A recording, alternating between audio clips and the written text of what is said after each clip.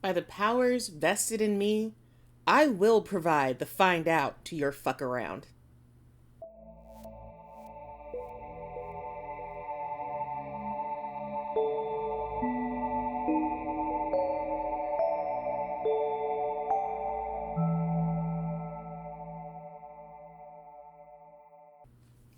Howdy hole, and welcome to Hole Chat, a boy love and girl love podcast with a penchant for revenge. I'm your host, Chuck, and with me is someone who would go full John Wick if you destroyed one of her cool bar figures, Keelz. I thought you were gonna say something sweeter, like if you touched me or something.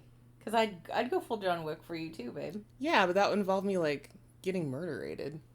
Got it. But no, don't touch my cool bar figures. I'd be so fucking mad. Yeah, you would obviously go double John Wick if I died, you know what I mean? But just basic John Wick would be scared of me. Yeah, exactly. The Baba Yaga. Nah, I'd be dead in 3 seconds. Let's be real. Also, I think if I get, stabbed or something, I try to John Wick for myself, you know what I mean? Yeah. But whatever. It's always funny to me how many people are like, Chuck's the tough one. And it's like, she would be if people fought her. I've never been in a fight. For some reason, I track fights like it's my job. I'm supposed to be, relaxing and reading shit for fun. But I played myself, 100%. And ended up falling madly in love with a manhwa. And I know you watched me fall in love with it in real time, and I was excitingly telling you bits and pieces and poorly explaining whole chunks of it in excitement. I was the one who suggested, why don't you do this one? And you said, no, this one's for fun. It's not going to be on the podcast. A week later, here we are. I sat on it, and it kept ruminating around in my mind, and then I was like, wow, that's one of the best things I've fucking read, isn't it? So here, oops, my bad. You were right. What can I say? It also, to be real, it had a good vibe for something that we should discuss. Because you were just like, oh my god. Every few days, few hours, something was like, holy crap, this thing they did. This plot they did. Mm-hmm. And, I'm sorry, that's something that sounds like we should discuss it. Yeah, and I know a lot of other people have been really enjoying it as well. Because it's still kind of technically on. Main story's complete, the extras are coming out, so I know everyone's chomping at the bit about it, and so I picked this up just the right time as well, but it is good. So today I want to chat about Payback, which is the result of a team-up between SamK and Fujoking. Weirdly enough, it's one of the earlier novels by SamK and the most recent comic by Fujoking. So they are, synergizing across, the universe, I guess. Different times of their lives, sort of thing. A little bit, yeah. I can also tell how close they were working on this as they were, because the end product, you can tell that SamK was very, very involved with the production of the manhwa, and that Fujoking is, obviously giving a lot of feedback, coming back around and, how do I do this, how do I do that? So, because it's just such a well-gelled product, it's clear they've been very involved with one another, which is really cool. Awesome. The main plot circles around revenge, though karma is brought up a whole lot too, and there are a lot of moving parts that are unexpectedly intertwined, which makes this one of my favorite things I've read in a bit, because I love revenge plots. I love it even more when they are complicated. I love it even more when the people you meet along the way become part of the revenge plot, either in a positive, negative way, or you end up saving a baby from a speeding train because the person that you're trying to get revenge on is driving the train, and then you form all these cool friendships with the parent of the baby. I love that shit. I love the accidental shit like that. I would have to say, I like the petty side of revenge. Chuck is in for all, the planning of revenge, the da-da-da of revenge, the this of revenge. And I'm here for, how petty can we get in this revenge? How low can you go? That is my thing about revenge. I like revenge comics, too. But Chuck has seen me stop a comic right before it ends because they didn't get enough revenge. And I've been like, they didn't do it right. I'm done. And I think this is a comic that provides both. Yeah. So you get your petty, and you also get your complicated 4D chess moment. Yeah. And the friends we made along the way. Because, like, in fantasy land, it's eye for an eye, baby. Like, I don't want that in my real life, but in fantasy land, we spit on you, break their nose. Yeah. You know? Like, go for it. They looked at your wife, kill them. A little bit. Yeah. So we're clear, I'm also literally incapable of explaining all the twists and turns, even if it had multiple hours, so strap in. This episode's gonna be long, and it will probably still not feel like enough, which is why you should absolutely go read this afterwards, you know? Don't rely on me to give you everything, because there's too much. You should just give this a listen, and then say goodbye to your next week, and lock in. And also, the beginning involves some murder and death and betrayal and gang activity, as so many revenge stories do, so be prepared for that. I think the most... The beginning just comes at you fast. Mm-hmm. And then things mellow out a little bit, and then we kind of get going. But as with a lot of revenge stories, you do have to have some big catalyst. And John Wick, they killed the dog, you know what I mean? God. So... Ryan stayed at his house, killed his dog, and then he's like, well, I guess I'm back. Yeah. Okay, spoilers for John Wick also, I guess, if you haven't seen If you haven't seen John Wick, you've seen a meme about John Wick at this point, even if you haven't seen the movie. You really need to see John Wick if you've waited this long. How long has it been? 10 years? I don't know. It's been a while. At least watch the first one, for sure. God damn, that film is a love story to revenge and stunt action movies stuff, and I love it. Mm-hmm. Ugh. Okay, drink a little water. Okay, let's go ahead and dive in. Our story starts out with a little monologue and a flashback. The main character, Yoohan, is ruminating on the phrase, turn over a new leaf. Specifically, how it's truly better to not need to turn over the leaf in the first place. Which is not in the cards for our special little guy, who is mired in unsavoriness from a tender age. After being expelled from high school in 10th grade, his mother and brother gave up on him and continued their lives without him. Oh, that sucks. Yeah. His life consisted entirely of doing the most delinquent-ass shit he could, from smoking to getting a tattoo, riding motorcycles, and, most importantly, associating himself with a gang. He became a collector for a loan shark and idly spent his days screwing over people who could barely make ends meet. But none of this mattered to him. No matter how depressing their situations were, they were all just paydays to him. Then came the day that his estranged brother reached out to him, literally in the street near their childhood home. Little bro demanded money for their sick mother to the tune of 4,200,000 won, which is really about $4,000-ish. Mm-hmm. But still, decent amount when you're obviously a, child in school. Yoohan was annoyed and affronted by the situation, but agreed, promising to pay half at the end of his workday. His little brother promises to pay him back. That workday consists of threatening a child with a knife to get money out of their parents, a thing that is terrible, actually. The father of the child gives the capital that, you need to pay back, which is the deed to their home, by the way.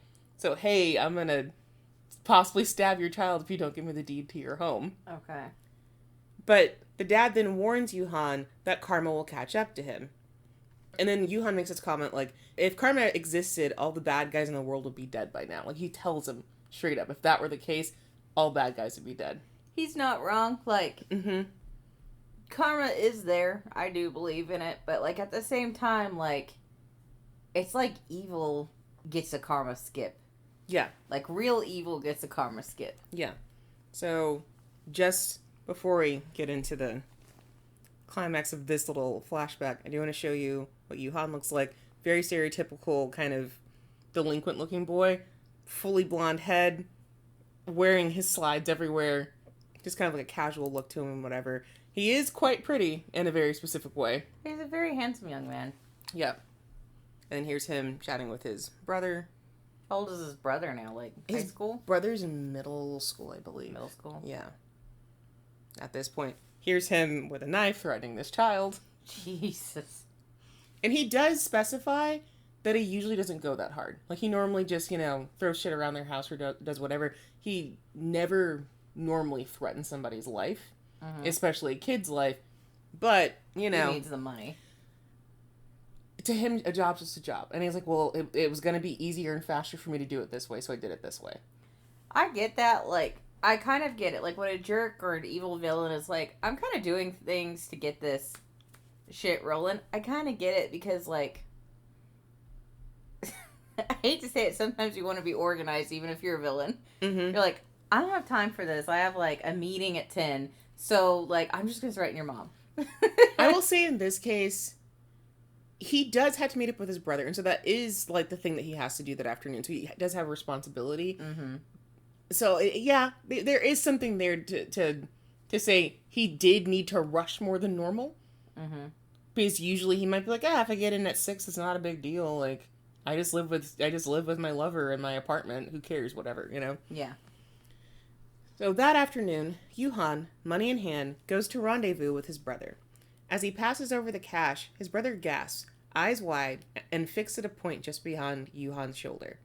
Before either of them can fully register what's happening, a man lunges forward and stabs Yoohan's brother in the gut, exactly where all his tender little organs are. The stabber, the dad from earlier, looks at Yoohan, clasping his knife in both hands, and tells him, "This is karma catching up to you." In flashback. Damn. Mm-hmm. So, the guy he threatened actually did show up to be his karma. Yes. So, stabbing brother. Did he kill his brother on purpose or stab his brother on purpose? Yeah. Wow. That's how this story kicks off. It's That's just, unfortunate. let's have a quick flashback. Is karma real? Dead brother. Yeah, like, if someone tells you karma's gonna catch up for you and then is the karma, well... And, like, part of me wants to be mad on behalf of this blonde kid, but I'm also like, revenge is revenge, buddy. And it's kind of savage. It's fucked, because, like, the brother didn't do anything. It's very fucked, but like I said, in Fantasyland, eye for an eye. So you may be the hero, but right now it's just like, well, you have to get your trauma. Yeah, you took my house, I take your brother. I guess, yeah. It's not good. It's not great. It's not a good feeling, but it's the truth. We jump ahead 5 years in the future, now following a black-haired Yoohan, dressed in the uniform for a courier service. Well, so he's in this building, and while waiting for the elevator with his load, he crosses paths with a stressed-out middle-aged man, arms full of beverages, as said man gets chewed the fuck out by another, younger man. He ignores them both, outside of picking up a dropped drink and returning it. But there's all these drinks, and then one drink falls out, and that's the most that Yoohan interacts with him, is like, picks it up. So he's like, not being an asshole about it, he's just like, obviously whatever they're going through is not my business. Well, like, whatever's happening there, because my brain is immediately like, is this a sugar daddy with his sugar baby? I don't want to get involved. So, no, you can kind of tell that the man with the drinks is working for the other man that was yelling at him. You see, because you just told me young man and older man, my brain's like sugar daddy, sugar baby. That's what's That's a very interesting place where your mind goes. Also, out of the two of us, who was raised in the ghetto? But baby, I brought you your favorite soda. You don't care about me. No joke. You're laughing. These are my neighbors. I told you how I had neighbors who viciously cussed at each other every day, but would die for each other. Oh, the cops are here. Hide in my house.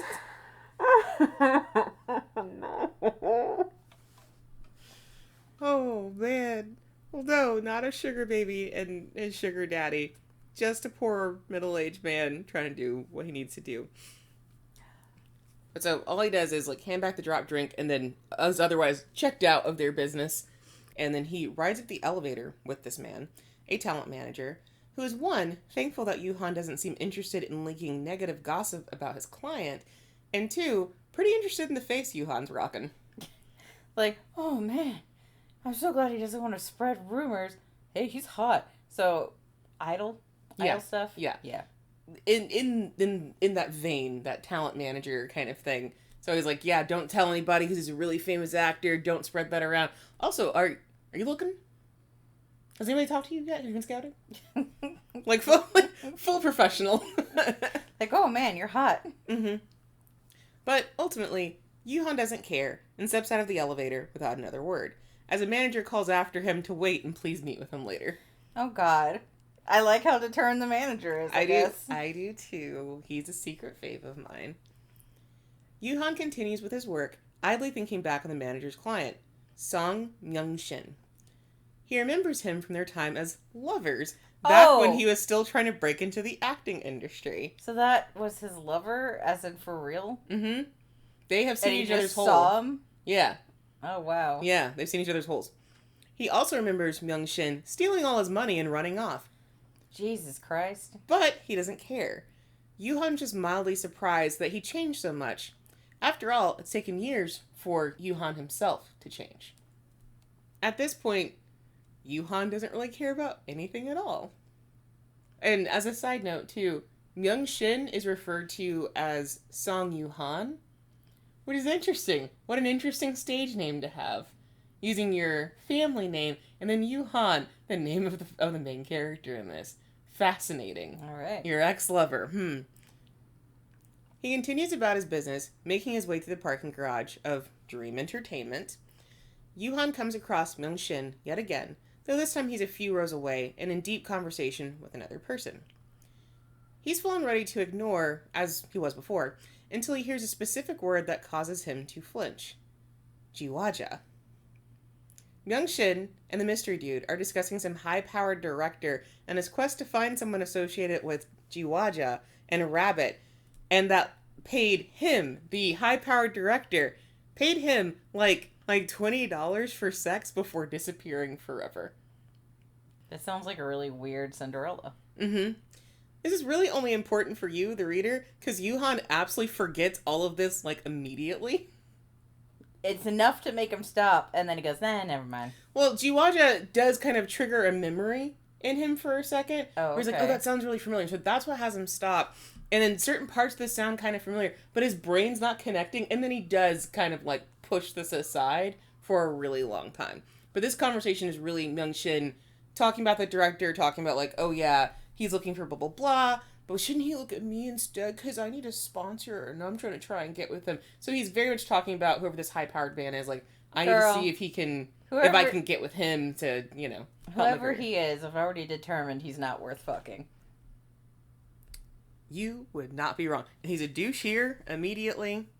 Oh, and then here's Yoohan, new Yoohan. But. Yeah. I am so unattracted to douches that, He's also not that cute. He's not. He's not that cute, and he creeps me out more because it's his hair lighter to look like his ex. No, he has always had lighter hair. But it is lighter than it was before. Yeah.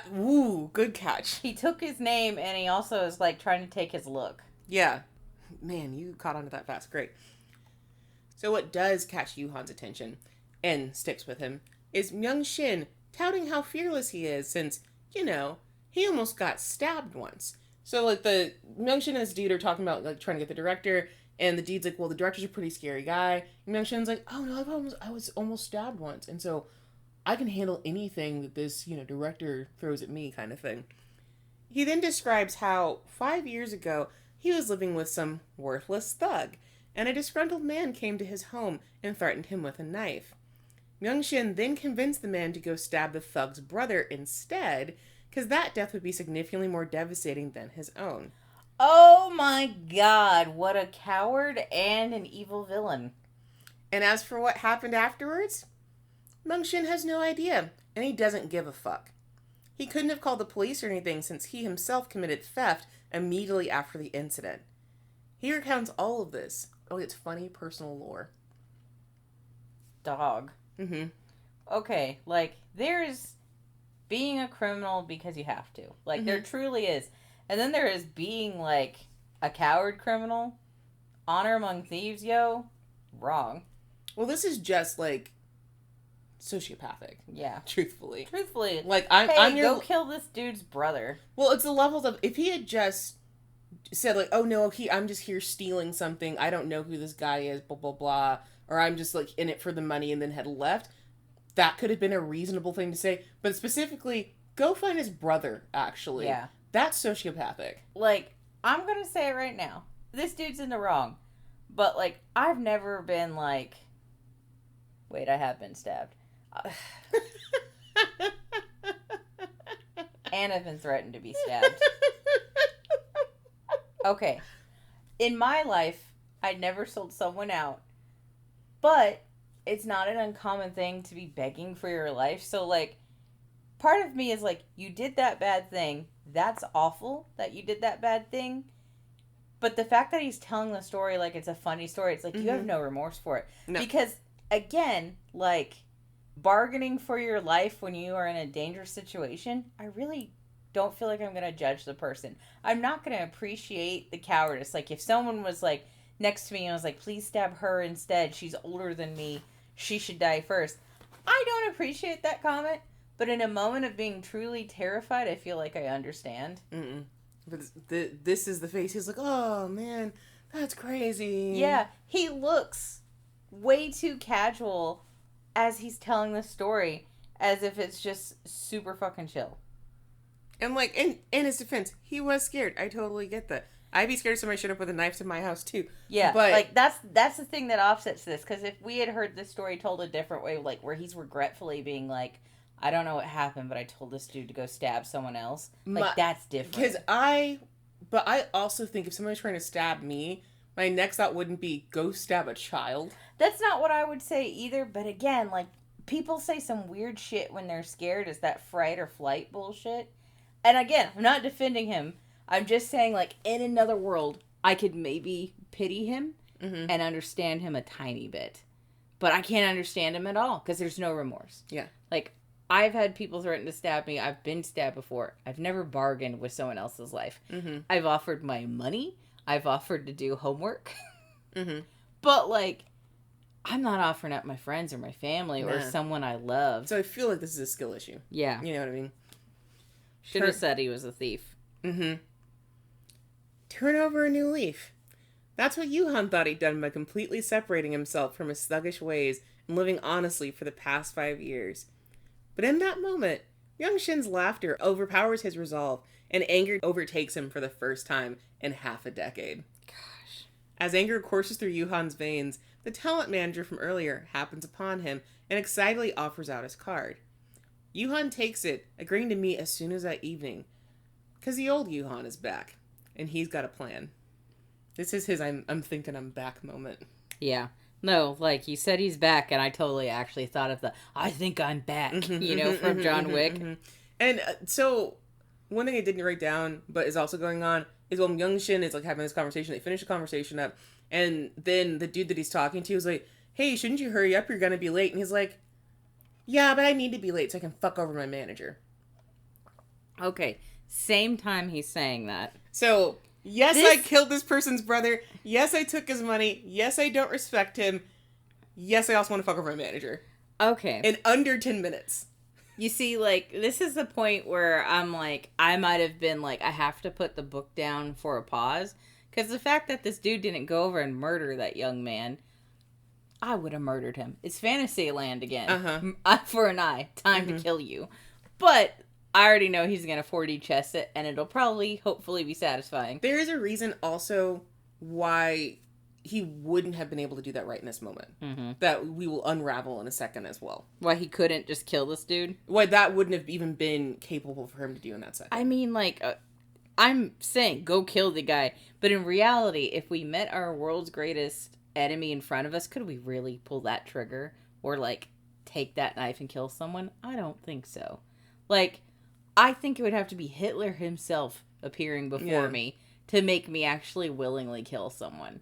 Like, I think I might have wanted to punch somebody in that moment. Yeah, a punch. But, he's not really capable of doing that. But a punch is is not enough revenge. This man deserves to die. Yeah. Yeah, so this is the manager again being like, oh, good, you waited for me, here's my card. And then we actually get to see current Yoohan in all of his black-haired glory. Yeah, he's still very, very handsome. I don't know what plan he's got, but I'm also kind of, like, impressed, worried that he heard the worst thing you could ever hear, and he is just like, time to get revenge, and he's got a plan. Like, not just instant, like, I'm gonna punch his face in, maybe I'm gonna, like, because my petty brain, again, would go, that's an actor, ruin his face. Right. It is kind of more frightening that Yoohan immediately is crafting a plan rather than lashing out. Because you just showed me the panel of, like, him, like, waiting to, like, okay, I'm gonna talk to someone and that's gonna start my plan. He's so fucking calm, it's freaky. Like, that's, again, John Wick levels. Because John Wick was angry when shit went down, but when he went to go get his revenge, stone cold, ready for whatever. No, you have to prepare yourself because we're gonna give more reason why he maybe wants to do a hit. This is already enough. We have to keep going. But there's more. Yes. Next bit is a little more flashback as to what else happened after Yoohan's brother's death. Like, what about his mom and her illness? She, ends up brain dead and on life support since she couldn't get surgery soon enough. Because, the money wasn't there anymore.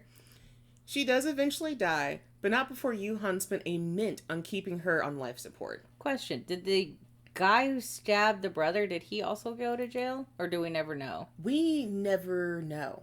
Because, like, here's the thing. He knows who you are. Mm-hmm. You'd think that guy would at least go to jail, too, or something. We don't ever get confirmation. And so we're clear, this is based off a novel. The novel may answer that question, but it's also that, like, yeah, he did a bad thing, but you did a bad thing to him first. You did. And so it's like, I think from Yoohan's point of view, that devastated him, but he's like, I at least get that. But again, it's fucked up, but in a eye for an eye world, I get that too. He at least understands. He's devastated, but at least understands. Which is why, well, we'll get to it. We'll get more into his lore in a second, but whatever. Okay. But so the mom just dies of natural causes. They need to get her a surgery at a certain point in time, which is why the little brother came by to ask for it. They didn't get the money in enough time, gathered together to get her to surgery, so she goes brain dead. And there's this scene where he is told, like, hey, she's brain dead. You need We need to pull the plug. And he just asks, you want me to kill my mom? Man. Yeah. And so they say there's nothing you can do about it, but he refuses to let her go. Yeah.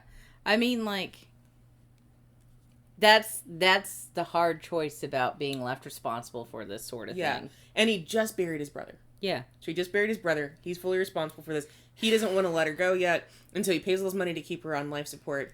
But the money that Myung Shin stole was actually 10 million won owed to Yoohan's boss. So it's like $10,000 that were owed to his boss.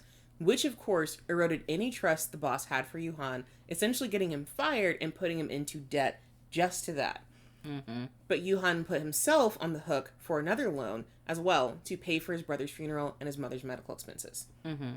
That's a lot, to say the least. Yeah. But at the time, Yoohan chalked it up to bad luck and maybe the realities of so-called karma. Like, oh yeah, maybe karma is real. Yeah, maybe I am finally getting what I deserve for being, this shitty thug. Remind me later to look up the novel to see if they have the answer, because I already know he's not going to get revenge over the dude who, like, stabbed his brother, but I'd actually like to know what happened to that fucker. Fair. Like, that's a loose end that I'm just like, fuck, I wish that was answered. Yeah, and I do have to say, this comic was incredibly dense, so we're still in chapter 1, and I've explained a lot to you. Yeah. This comic's incredibly dense. You would probably benefit from also reading the novel as well. No, I mean, like, just based on your screeching the past few weeks, 2 weeks maybe, I think I'm interested. Because again, I do love a revenge story. Mm-hmm. Like, this one I might have to take breaks if the revenge is going too slow. Because again, I am a mean motherfucker. It's so weird. I'm so nice in real life, I swear. But I feel like I play the evil villain in this co-hosting position I'm in. I'm always like, kill this fucker. Kill them. Fuck them. I hate them. God, she's ugly. I'm a mean person on this podcast. You're just like I am when I read Reddit stories. And every time there's a roommate Reddit story that I'm reading, and they're like, oh, they stole their leftover birthday dinner that their mom bought them. I'm like, kill your roommate. Kill them. They deserve to die. No, like, I get so sad on those stories, too. And it's like, their mom made the food and you took it? Mom's food? And that's why I'm like, murder them. Uh-huh. It's just...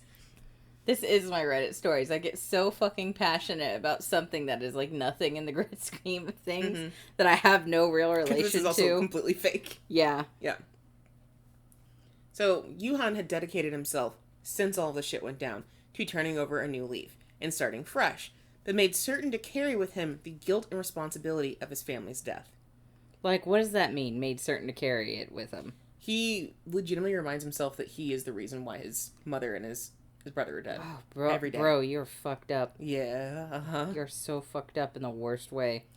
With all this, like, in his past, Yoohan really thought he changed his ways. But whoops, it's revenge time. Whoops, I'm back at it, boys. Mm-hmm. I guess I'm back. We're gonna make so many John Wick jokes. I mean, yeah. I also wanted to show, like, how some of this stuff was staged, because this is the loan shark that he was working for. And just the way that this is staged makes you nervous. But it doesn't make me nervous. I think he's gonna suck a dick. No, he does not. And then here's Yoohan. Him begging. bowing like that is worse. But the guy leaned back in his chair. My pervy brain is like, ooh, dick sucking time. Yeah. But so he has to beg, and then there's this comment about, like, when will your payback come? Is it the day you'll kneel and beg for your life or something like that? Because his boss is basically like, there's no way you're going to pay all this money back. Yeah. You're absolutely going to end up kneeling and begging for your life in front of me because nobody pays all their money back. Ain't no way you're going to do that. And so then we have Yoohan who did. Oh, he paid it back? Yes, we'll get into that more in a second too. But first, however, he needs to meet up with the manager from earlier. Yoohan makes his way back to Dream Entertainment that evening, where he is properly introduced to manager Choi Duk-pal and a fellow actor under his care, Lee Han-soo. Han-soo is thrilled to have another actor in their group, especially one that isn't stinky and backstabbing.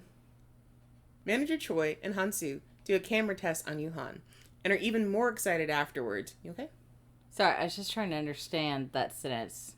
Han-soo is thrilled to have another actor because... What? Because the other actor that they have in their group is stinky and backstabbing. Oh, so did his other shitty actor, like, fire him? Well, no, the other actor is obviously Myung Shin from earlier. Yeah, but why is he backstabby? We'll get into that. Okay. That's what was throwing me a little bit, because I'm like, who are we talking about? What happened? Who backstabbed him? Did it get him in trouble already? We're gonna get into that right quick. Look, I'm already got my board up with the red string and the crazy notes. Oh, you should, because this is one of those. So, Manager Choi and Han-soo do a camera test on Yoohan, and are even more excited afterwards. Yoohan isn't particularly unique looking, but there's something about his gaze that really sets him apart. Yeah, his gaze are, I don't want to live anymore. Like, his eyes are dead. Dead doll eyes. Yeah. Han-soo is impressed that for someone completely new to entertainment, Yoohan's not afraid of the camera. Unlike poor baby Han-soo, who has got a camera phobia. Who's Han-soo? Is the other actor that... Oh, so okay. He's met his Who's manager. the manager? The manager is Choi Duk-pal. Manager Choi. Okay, I mixed up Han-soo and Choi. Han-soo is the other actor. He's a little baby. Mm-hmm. He's young. Okay. Yeah, sorry, I mixed up the manager and Choi, but my brain has already got too much information. So Manager Choi, and then this is Han-soo. Han-soo's adorable. He's very young. Han-soo is an actual cutie, and he and the manager have like a really good relationship. They look like father and son, honestly. It is pretty cute. But yeah, so Han-soo, just so we're aware, has a phobia of cameras. So he does act, but he does like stage acting. Okay. I wonder how you get a phobia of cameras. Or like why that happens. He just, some people just have it, truthfully. It was actually way more prominent at the turn of the century. Before, when cameras were starting to become a thing, people would actually have phobias of them or be really scared of them. It's obviously improved a lot, so now we're used to seeing cameras all the time, but there's still people who are very camera shy, even to this day. It just seems like a natural thing that happens to some people. At this stage, the only negative Choi has about Yoohan is that he has a scar on his forehead, and since he's going to be an actor now, he better be careful with his face and make certain to protect it. And, moneymaker and all that stuff. Mm-hmm. So, do we know what the scar's from at this point? Being rough and tumble. So just being rough and tumble. Yeah, really, Yoohan's gotten into a lot of shit during his life. He's getting into a lot of fights. There's at least a couple of flashback scenes where I believe his forehead is covered in blood. That could be where the scar's from.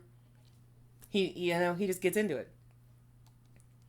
Well, with that out of the way, Choi offers to answer any questions before they go over the contract. Yoohan, a totally normal and well-adjusted person, asks, "How much is my product value?" What's that? He's literally asking, how much am I worth as a product? Oh. I don't think that's so bad. Well, cue stunned silence, because way to denigrate yourself down to a product. Because it'd be normal to say, hey, do you think I'll go far in this industry? Or do you think I'm going to be worth it? But he's like, how much am I worth? Oh, man. Yeah. Sometimes my issues just pop right up out of there. That's a bad thought to have. I totally thought that was a normal thought. You shouldn't treat yourself like a piece of meat. Hmm. Choi does explain that he believes Yoohan has a good potential value, and that in a relatively short time, meaning a few years, he could be landing big roles and brand deals. But that's not fast enough for Yoohan. He wants to know the fast way to fame. Oh, God. Choi... Imagine being the manager. Yeah, no. What's the fast way? Oh yeah, go, because Yoohan has a very direct way of speaking, so it's just deadpan direct. Yeah, what's the fast way? Yeah, that's gotta be unsettling. Mm-hmm. Choi, bless his heart, is about to start in on a well-intentioned lecture about the industry, but Yoohan cuts him off, mentioning Young Shin. He then essentially interrogates Choi, like really intensely asking questions he already has an inkling about. So he's just like, hey, didn't Mung Shin screw you over? Let's get him. How's he, big and stuff or whatever? Yoohan knows Myung Shin is not only the other actor managed under Choi, but that he's also the reason Choi is just a manager now, rather than a CEO of his own talent company. Because that's what Myung Shin did. Is he somehow screwed manager Choi out of his own talent company. And now he works for Dream Entertainment instead. Yeah. This is how we learned that Myung Shin is the reason why manager Choi used to be a CEO of his own company, and now he is not. And now he's working for Dream Entertainment. Wait, how did this asshole get him to lose his CEO position? We'll get into that in a second, too. So wait, you're telling me this asshole, who got a kid killed, then also, turned around and just lost a guy his CEO job? Yeah, he lost him his business. How the fuck? A sociopath.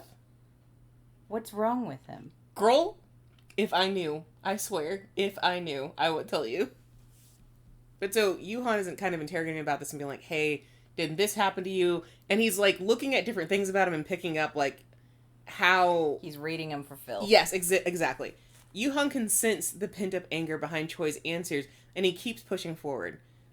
He sees that Choi used to wear a wedding ring, and ties it in with some vague grumblings he'd heard from him earlier that day, and then questions Choi's motivation for staying in the industry. Because he'd heard earlier Choi grumbling, I gotta do this for the kids, I gotta do it for the kids, keep him in an academy and stuff like that. And so he's like, well, aren't you doing this for your kids? Blah, blah, blah. Do you even enjoy doing this? Are you doing it to, keep your wife with you? Blah, blah, blah. Just picking at all of Choi's metaphorical pressure points to determine if he'll be a good ally in his own revenge. And, Yoohan says this line of, this world is unfair, so you can't live the life of your dreams. To get what you want, you have to adjust yourself to this unjust world. Coming up with just banger after banger. He asks, with all that Myung Shin has ruined for Choi, if he'd like revenge, and if, despite their difference in values, he'd like to use Yoohan to do it.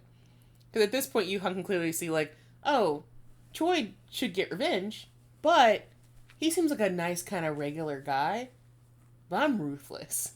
And so I don't think our values match up, but maybe he wants to do this too. Maybe he's been shit on enough that he wants to finally take it out on this guy. No, actually. Choi really does just love the work that he does, and his recent hardships be damned, he's not interested in getting back at Myung Shin. Cool. Is he worried about this new actor he took in? Who's like, hey buddy, I want to get revenge. I'd be worried. For, you've seen at this point how kind of, just a regular dude manager Choi is. Mm-hmm. He just seems like a regular dude, nice and whatever, and things were going so well for them, and it just seemed like we're having a normal time. And then you have Yoohan. This guy who looks like a devil. Uh-huh. In a sexy way. Manager Choi's face goes through so many different emotions. Even this kid, what's his name? Hansu? His face have also, surprised Pikachu. What just came out of your mouth? Yeah, because Yoohan just straight up tells him, yeah, I want to get revenge. This is why I'm here. I want to get my revenge. And, we'll get to this. But, yeah, the whole time the manager is just oh, okay. Really? Why do you still want to be this dude's manager? My brain is Wait. My brain's leave. Wait. So, manager doesn't want to get revenge. Cool. But Yoohan is interested in getting back at Myung Shin. Yoohan definitely wants to provide the find out to Myung Shin's fuck around. I'm confused. Of course he wants to. That's... But, manager Choi doesn't want to, is what I was saying. Right, but so, but we know you still wants to. Yoohan is explaining to them, yes, you don't want to get revenge, but I want to get revenge. That's why I'm here. Yeah. It's getting messy. It's a lot, yeah. It's getting messy. Manager Choi pauses at Yoohan's confession, then gets up from his chair and leaves the room to decide if he's actually cool managing someone with Yoohan's goals. Yeah. It just takes some minutes. I'm so glad he did, because if he didn't, what do? This guy sounds crazy. Yeah. Perfectly reasonable response to someone who came in and immediately started dealing psychic damage.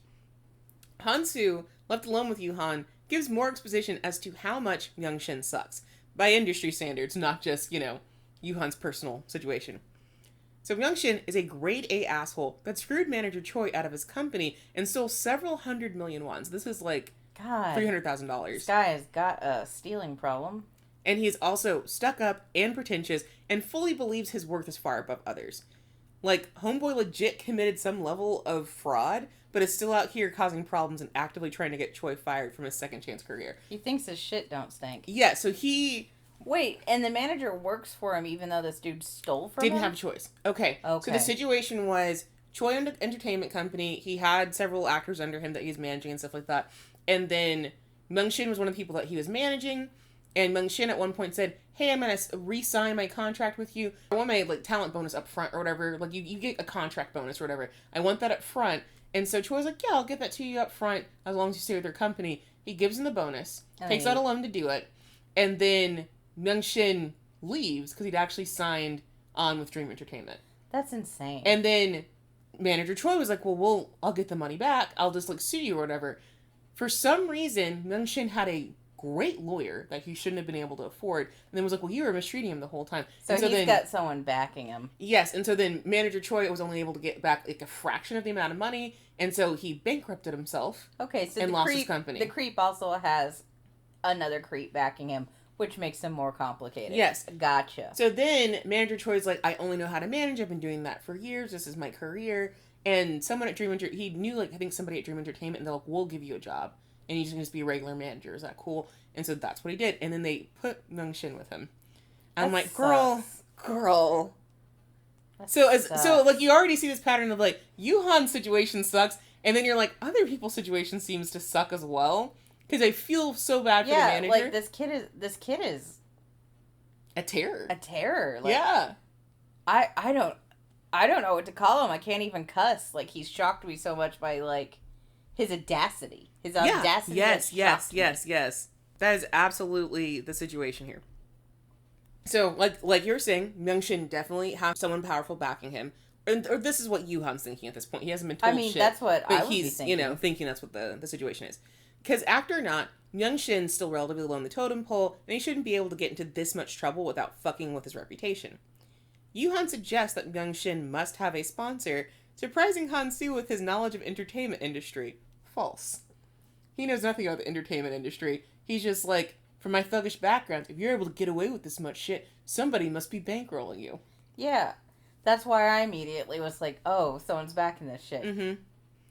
Han-soo follows up that it's not rare to have a sponsor, but that their manager is not the sort of manager to support that sort of thing, and won't help any actor under his care seek that out. There's obviously good reasons for this, because that sponsors in Korea does not necessarily mean, I just think you're cute, here's money. It can often have a layer of prostitution to it. Yeah. So manager Choi does not want to get involved with that. He doesn't believe it's a good idea. It's not. So, if anyone can find this movie, there's a very good movie called White that shows examples of the sponsorship. It's a good Korean K-pop horror movie.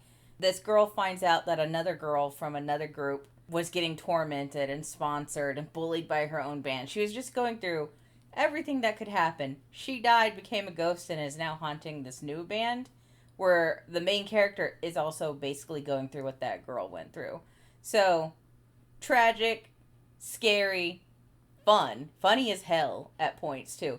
Very good movie. It's called White. It used to be available to rent anywhere, and damn it, you can't get it anywhere now. I don't know why. It's great. There's probably a Korean place you can get it from, but man, I can't find it. Thanks, movies. Well, it's just, it's so good.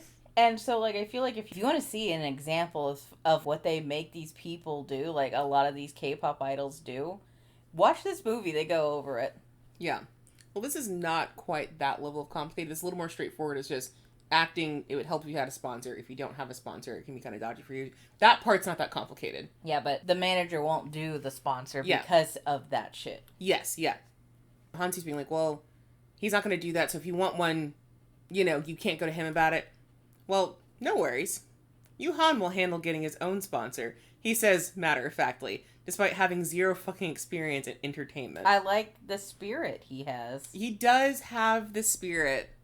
You are not wrong. I got the spirit. And this is actually the face that Hansu makes of like, huh? You're gonna do it yourself? He said he would. He did say the thing. Hansu asks if Myung Shin also stole from Yoohan, which causes her protag to smile for the first and only time for a while. Because one, he's kind of caught off guard, like, he's thinking that he stole money. Well, he did actually. That's kind of true. That's not why I'm going after him. But it is, a situation that did happen to me. And it's a perfect way to explain his revenge while keeping the full depth of it private. Still, it must have been a lot of money if Yoohan is being this intense about the whole situation, Hansu posits. Nah, Yoohan just has a lot of free time lately. Yeah, he's got no one in the world left. Mm-hmm. And he's paid off his debt. God.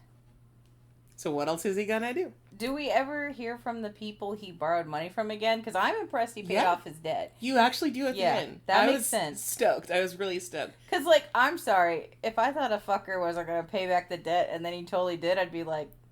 You hear about the loan shark that he borrowed from, I want to say in the back third. Because he comes up for a very specific reason that I will tell you about later. But he comes up for a very specific reason. And then he actually kind of gets mentioned a couple times as we go into the end game. Yeah, I know I'm jumping all over the place, but there is so much to chew in this damn story. I know, you're not going to be hungry after this. With that, Yoohan steps out of the room to get some fresh air, promising to return once Manager Choi comes to a decision. He heads up to the roof, head filled with memories of the past 4 years and 6 months of blood, sweat, and guilt. Long days, barely sleeping, all to pay off 355 million won debt. All that effort to pay back a loan and to pay for his sins. All that suffering and closing himself off only to meet the surprising arbiter of it all, living the life he dreamt of. It's just proof that karma doesn't come unless you take action. So, lo-fi thoughts to have on the roof of a corporate building. Also, it just makes a lot of sense to me to be like, yeah, karma is when you make a run for it. Because that guy who said karma's going to get you did get his own karma. Exactly. So the themes are theming at this point. The themes are theming indeed. And then this is Yoohan actually smiling for the first time in, honestly, probably the first couple of chapters. He doesn't smile a whole lot. But even he's a very handsome man. But even his smile looks kind of dead, too, so... it's like, please, Daddy, take me to hell or heaven, Mr. Shinobi, I don't know. And then, as serious as this comic is, the topics are and stuff like that, it's also very silly, because after Yoohan smiles, this is Hansu going oh my god, you actually look really good. And then immediately after that... Frown. Yeah, Yoohan just frowns. Don't compliment me. During Yoohan's little, monologue about, I went through all this stuff, and I didn't sleep a lot, and I did blah, blah, blah, and just to get all this debt paid off, he does have a flashback to one of the early jobs that he had when he was starting his, new life of, paying off his debt, going completely clean, only doing, real people, regular jobs. And he is dressed in a rabbit mascot costume with a sign around his neck that says, Jiwaja Karaoke. So I just want you to remember, rabbit and Jiwaja. Oh! You're getting there. Okay. Yeah. So he's the rabbit or something. This is the first moment that you're like, huh, interesting. Yoohan, originally believing himself to be alone on the roof, notices a cloud of smoke emanating from a nearby mystery person, shaking him from his thoughts as the desire for a cigarette hits him. After all, he hasn't spared a cent for anything but basic necessities for 5 years. He asks them, fairly politely, if he can bum a cig, but gets no response. He asks again, with a promise that he'd compensate them, but still nothing. Annoyingly, the person says nothing and seemingly continues to ignore Yoohan.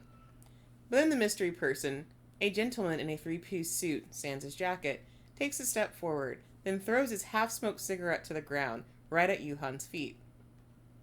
Okay, bitch, fine. Yoohan, unfazed, picks it up from the ground and puts it to his lips, his other hand rummaging around in his pants pockets. He tells the mystery man to wait before producing 200 won coins and flinging them at the man's feet. So how much is 100 won? 100 won is not even $1, because $1 is 1,000 won. Yeah, but he's only paying for a half a cigarette. Yeah. Yoohan takes a long drag on the cigarette and exhales before assuring the man that there's no need for change. He then turns to walk back to the edge of the room so he can smoke in peace. Serve King. So this is the whole situation where he's like, can I have a cigarette? And then cigarette butt gets thrown on the ground. Barely even half a cigarette. Yeah, but he just still picks it up. And takes it. And smokes it anyway. Throws the change on the ground. Which is hilarious. And then just exhales and is like, yeah, there's no need for change. And this looks so cool. It does. He looks so cool about it. So far, we've only seen this other dude from like the area between his waist and neck. And even that's been cast in shadow, giving him a bit of an ominous vibe. But after Yoohan's diss, you finally get to pan up and take in more of this dude's features, starting with a smile and a cute little dimple. He does have a cute dimple. Mm-hmm. I was thinking that. Which truly does nothing to make him seem less threatening. Mystery Man is still smiling, though it's more of a smirk, as he says, "You miscalculated, idiot." Then boom, they hit you with a face reveal, and menacing intent reveal too, to be honest. Oh damn, did you try to bum a cigarette from a Yakuza? That's kind of the That's what he looks like. That you get. He does look like he's a gangster of some sort. Yoohan freezes, not because of what was said, but from whom it was said. He swears he recognizes this low, bewitching voice, and is just on the cusp of remembering something. The Mystery Man is not here to reminisce. He is feeling annoyed, pissed, aggressive, and playful, derogatory. Playful, derogatory. Now that Homie's posted up with his titties straining in his suit, Yoohan realizes he did indeed make a miscalculation. His titties were tittying. They're nice. Honestly, like, I just have to say, I've only seen a few of the panels. If you are someone who really loves art for a comic more than you love story, get this for the art alone. It's so pretty. It's so good. I really appreciate that the art also makes people look their ages, too. Mm-hmm. Like, we have a charming manager who, if you like daddies, go off. He's a cute little chubby daddy just for you. Yum, yum, yum. Mm-hmm. But this, like, also Yakuza-looking boy, great. But he looks scary while also having cute-ass dimples. Mm-hmm. And then this also beautiful idol boy, he's perfect. He sometimes looks like a model, sometimes looks like a dead doll, sometimes just looks like your average person. He's very interesting. Mm-hmm. The art of this, 12 out of 10, is great. I agree. So, Yoohan realizes that he did make a miscalculation, because he's been in enough fights to know he wouldn't win against this dude, and so he tries to de-escalate the situation, and reaffirms that the won coins were an earnest payment and not just an act of savagery. But the suited weirdo explains that a cigarette from him is worth close to 200 million won, which is $200,000. Damn. Because the seller sets the price, and he's expecting quite a bit more considering the obvious ulterior motive attached to this little exchange. Yoohan's not the first person who's approached him that way today, and it's clear from the all of him that he's ready to smite the next motherfucker who tries shit. Yoohan, bless him, has no idea what he's talking about, and expresses as much. I mean, yeah. Like, really, this guy has a bad day, but it's not like I'm gonna know about it. This, of course, looks like he's trying to save his ass, but he really honestly has no idea what's going on or who the fuck this guy is. Oh, so he should maybe know who he is? Yes. Okay. Why should he know, like, honestly, at this point, why, is it the location he's at that makes him... Yes, that he should know, yes. Okay, because he's at this place, this guy's like, you should know who I am. Yes, that's what it is. Okay. And so, and honestly, Yoohan's even talking to him, like, super overly casual, like, man, you must be tripping, I have no idea who the fuck you are, bro. I mean, yeah. As far as he's concerned, Mystery Man's just some random entertainer. He, like, guesses out loud, like, you're a fellow actor, right? Are you a singer I'm supposed to know? No? And then Yoohan gets this, like, horrified moment where he's like, oh no, is he a comedian? Oh no. Oh my god, he seems like a terrible comedian. You and your weird brain, dude. I know. He looks scary. I would be like, I don't know shit about this world for real. Yeah. But I don't know what I would think. But so Yoohan's definitely not looking to start beef with a fellow future colleague. Yeah. Yoohan's honest obliviousness and thuggish way of speaking amuses Mystery Man, and he offers a deal. If Yoohan can increase his worth and pass the interview, he'll give a 1% discount on the cig. This is a ridiculous offer from some rando, so Yoohan refuses, emphasizing that he has no reason to listen to some dude he just met. So he throws his cig to the ground and demands a refund. And at this point, he's also like, what interview? What are you talking about? What does any of this mean? Mm-hmm. The man is all smiles as he says how disappointed he is that Yoohan thinks he's joking, because he'd already mentioned that he's not the type to tell jokes. But fine, Yoohan can get a refund if he forcibly takes the 200 won back. You know, fights for it with his taut little body. Kind of sexual. Okay. Come at me with your taut little body. Because, yeah, this is him. He is a beautiful man. But he's just like, yeah, I don't joke around. And Yoohan just like, who are you? What a wacko, is all he's thinking. And wacko's important for later, too. Wacko? Yeah, we'll get to why wacko's important. But he's like, first pass the interview, and you then gotta I'll give stop you whatever. dropping bombs that make me curious. Sorry, this is what happens. Don't. Sorry. I'm stuck on Wacko. You can't move past it. Give me a second. My brain is not as fast as yours. I don't have the knowledge. Now I'm like, why is Wacko important? And then you know what my stupid brain went? We're animaniacs. And I was like, no, this is not Wacko. And then as I'm telling my brain to stop, my brain goes, Wacko's wish? Stop! Like, my brain. That's what's happening to me right now. All right. We'll get another string out. We'll get there. All right. But then, yeah, he's doing the whole thing. And then we'll get to this also. He looks so happy as he's about to do a hit. Uh-huh. Go back to that panel. You think this looks familiar, and I'll show you why in a second. It's not that.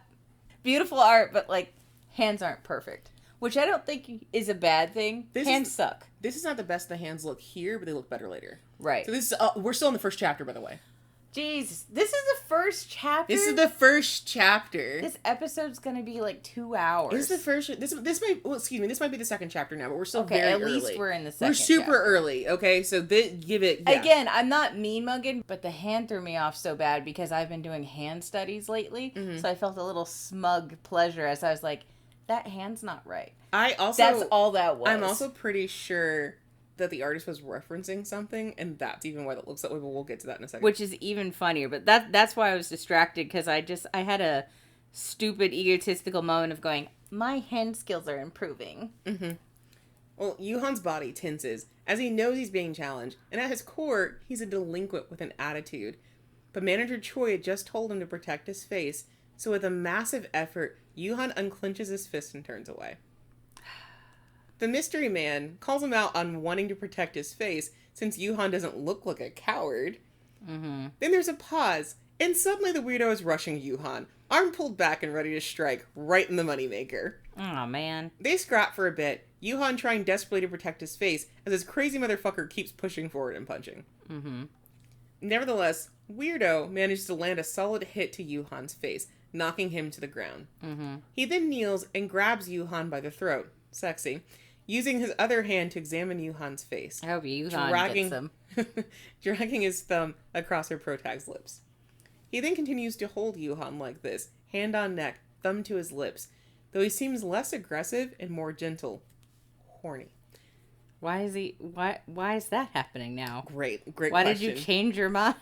He interrogates Yoohan about who he is, why he's here, who scouted him, etc. But Yoohan refuses to answer. The only thing Yoohan assures him is that he has no idea who Weirdo is, as he doesn't watch TV or follow celebrities. Every answer seems to intrigue and delight this strange man. It's clear that Yoohan isn't the type to go for acting or want to become famous, so there must be another reason.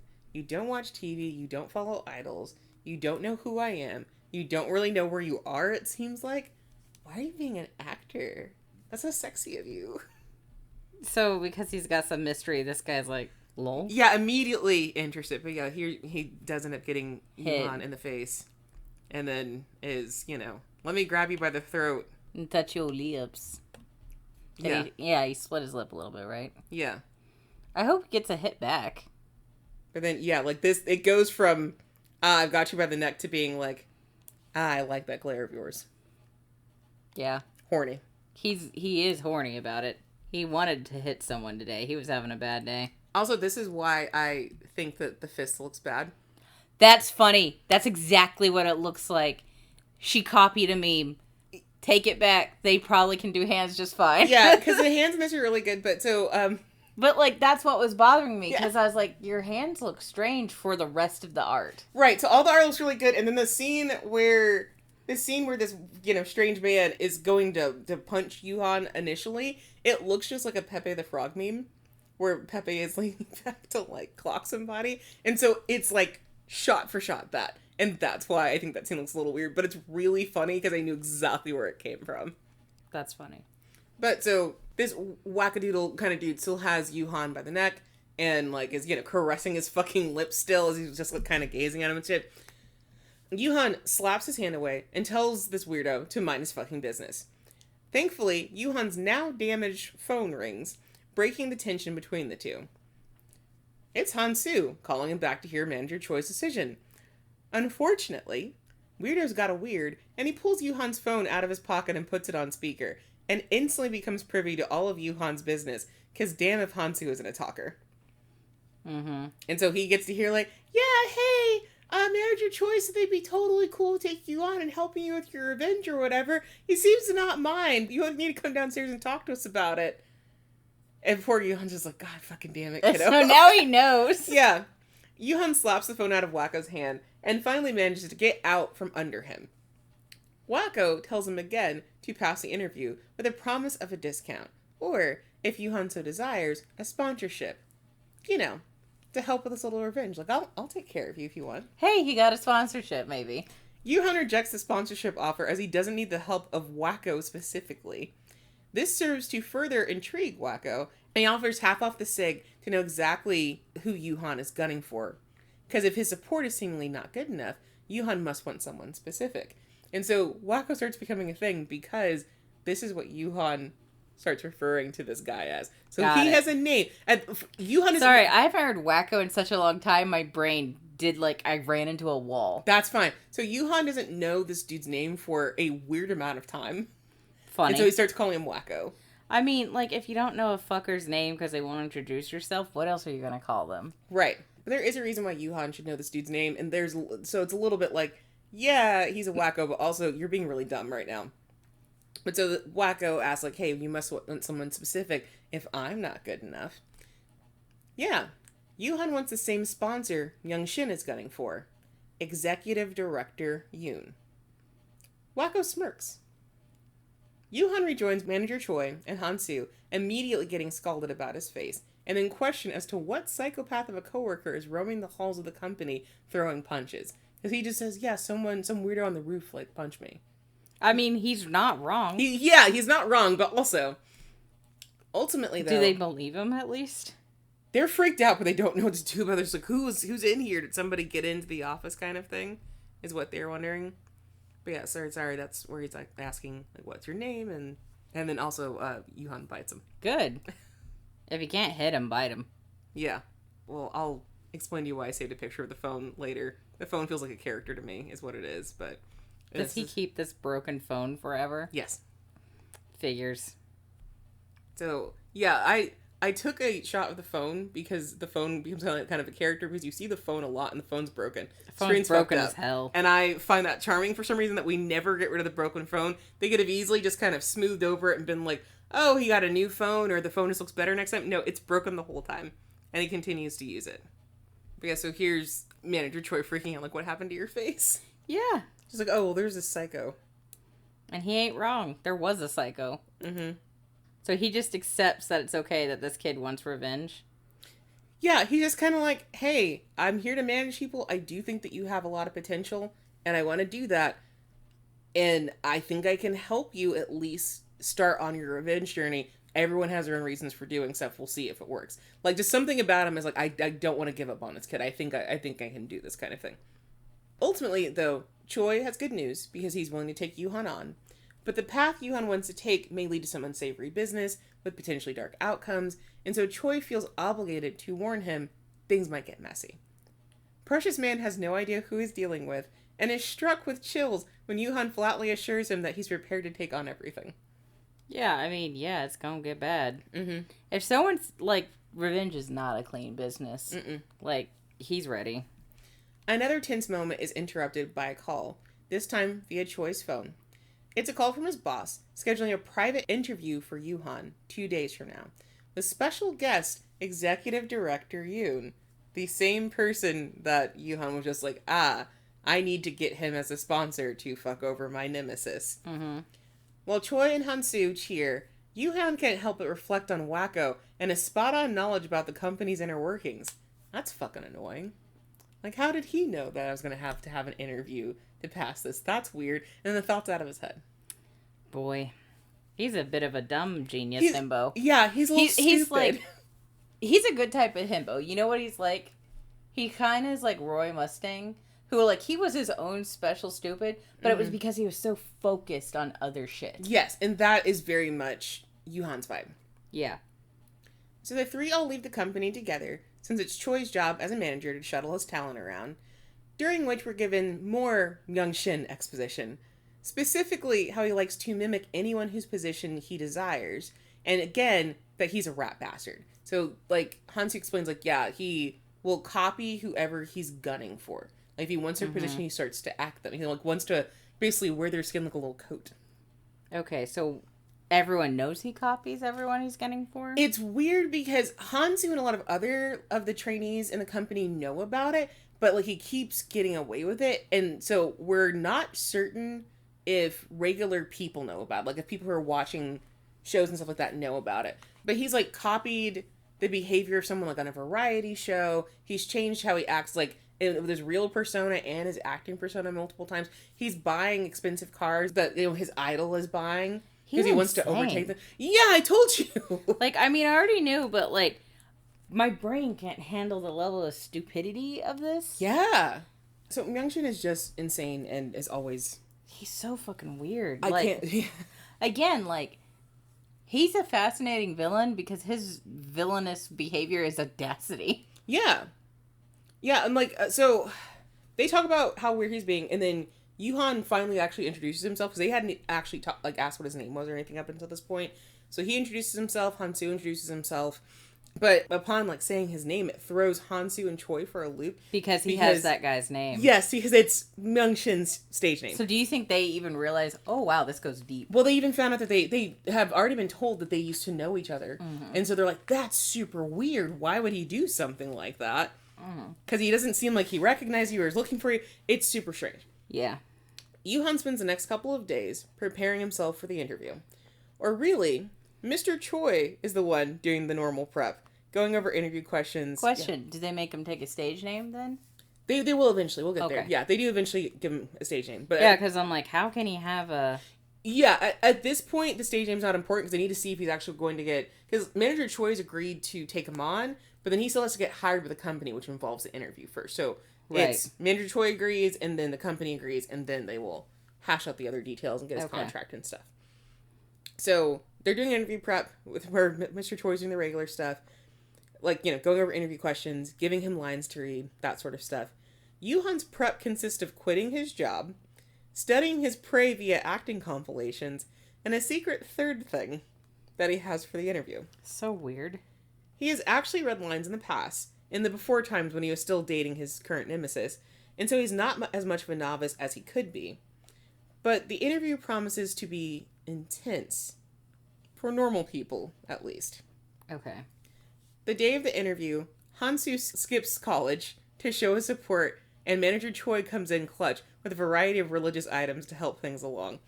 So... That's funny. Yeah, so Hansu shows up because, like, okay, this is... I have a lot of pictures of Hansu just because I think Hansu's cute. Well, he's very... he's adorable. And, like, I also have this slow creeping feeling. Does he look like that dude's brother? That's interesting. He kind of looks like that dude's brother, right? That's interesting, yeah.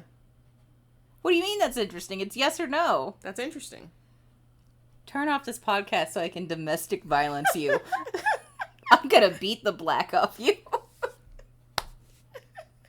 You cut all that out. That's so bad of me. But dear God. What a turd. But yeah, here's Hansu and the manager brought, like, a cross and some prayer beads. And then Hansu brought, like, a little shot that's supposed to, like, help calm your nerves, like a 5-hour energy for calming your nerves kind of thing. That's cute. And so it brings it for him, and Yoohan just like, why? For what? For what reason? For him, apparently. Yeah, Manager Choi ends up drinking it instead. Yeah, because he's nervous. Yeah. So, because Yoohan is unfazed, and he just wants to get things over with. After all, he has his own secret weapon. What's this fucking secret weapon, I wonder? Mm-hmm. Hansu and Choi were right to be nervous because the interview is a fucking mess. Okay. Yoohan's asked to introduce himself, and he just states his name and age. Oh, Nothing no. else.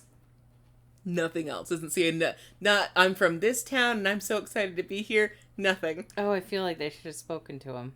He's then asked a follow-up question about the bruise on his face, and he doesn't answer. He just keeps his cute little mouth shut and leaves the interviewer hanging. Why? Why did you answer? And his behavior was all based on the advice of manager Choi. He told Yoohan, in lieu of everything else, just be yourself.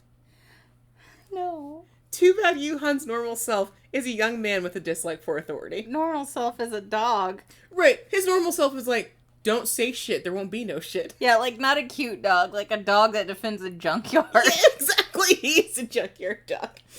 Yoohan's abruptly told the interview is over and to leave immediately. But he says no. Oh my god. And then he says it a little louder. With the aid of a knife. Stop. Stop. Stop. Stop. Stop. Stop. Stop. His secret weapon is a weapon. Yes. God damn it. Ow. That hurt me. That's why I said ow. Give me a second to recover. My brain is like... I'm tired. I'm tired for the manager. Yeah, because the manager's in the room, by the way. Yeah, so Yoohan, he pulls out the knife, twirls it. No, no, no. I'm not ready. I thought I was. Why is he doing this? This is an interview. Not ready. This is so stupid. Show me the pics while my brain hurts. I won't read. Just show me the imagery. Okay. So he pulls out the fucking knife. No! The audacity. The audacity. His own audacity. It's like nothing worked better in my life than using this to threaten the opponent. No, no. Oh. And then I'll get into the rest of it. Yeah, just show me. You don't have to like... Stas Oh my and god. Oh my god! You're and fucking this is terrifying. This is his interviewer. Terrifying! I hate this young man! No, I'm so embarrassed. I'm so embarrassed. God. Oh, and he's up in his face. Uh-huh. Damn. Kind of hot, right? It's very hot. Okay, seeing it, I think, helped. Now I'm ready. So God. he pulls out the knife, twirls it, and then delivers a monologue that sounds an awful lot like a thug complaining about the ridiculousness of the entertainment industry. He even goes so far as to jam the knife into the table and physically and verbally threaten the main interviewer, the company chief. Horrifying. Like, he says some shit about, like, hey, you should watch out for any strange packages ending up at your house in the future. Because maybe that'll be from me. Right as things are reaching the point when you should defo call the police. Yeah, call the police. Yoohan steps back and then delivers an actual monologue that fits perfect with this thuggish display and just so happens to be the same one Myung Shin delivered in a drama last week. Oh, wow. What's the actual dialogue? The actual dialogue is something about, like, sometimes I just can't control myself. I don't know why I do such bad things, but it just keeps happening, and it's hurting everyone around me. And so he actually does a dialogue they would recognize. Yeah. Okay. That's actually really clever, smart. I guess. Really smart. So fucking weird. It's like thug smart, you know what I mean? Yeah. The interviewers are in shock, but, like, in the way that they're artistically kind of horny about it. I mean, yeah, if you thought someone was still acting, you would be horny about it. Mm-hmm. The chief is impressed, but admonishes him for taking such a big risk.